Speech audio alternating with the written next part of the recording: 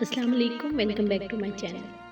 گھر میں خیر و برکت چاہتے ہو تو گھر سے دو چیزیں نکال دو۔ اگر کوئی آپ کو کھو کر مطمئن ہے تو میرا مشورہ ہے ایسے لوگوں کو اپنی دھول کا پتہ بھی نہ دے۔ ایک چہرہ اگر دل میں بس جائے، لاکھ اس سے حسین ملے، فرق نہیں پڑتا۔ سکون تھا، سادگی تھی، بندگی تھی۔ جب موبائل نہیں تھا تو ایک زندگی تھی۔ مستقبل سے کھیل گئے جو میرے، سنا ہے حال ان کا بھی خراب ہے۔ حالات اور فیصلے کا رشتہ واقعی بہت گہرا ہوتا ہے۔ بہت سے حالات فیصلے کی وجہ ہوتے ہیں اور بہت سے فیصلے حالات کی وجہ سے لیے جاتے ہیں۔ بکھری پڑی ہے پتوں کی طرح لوگوں کی چاہتے، کوئی حاصل پر رو رہا ہے اور کوئی لا حاصل پر۔ محبت تو بہت دور کی بات ہے، تم تو میرے سوچنے کا قرض بھی نہیں اتار سکو گے۔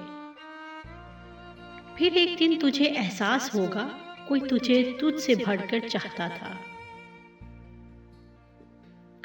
جیسے پانی چاند اور ستاروں کی عکاسی کرتا ہے، جسم، دماغ اور روح کی عکاسی کرتا ہے۔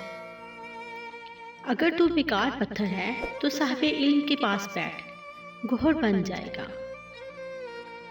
پرہیز یقیناً دوا کی جڑ ہے، پرہیز کر پھر اپنی روح کی طاقت دیکھ۔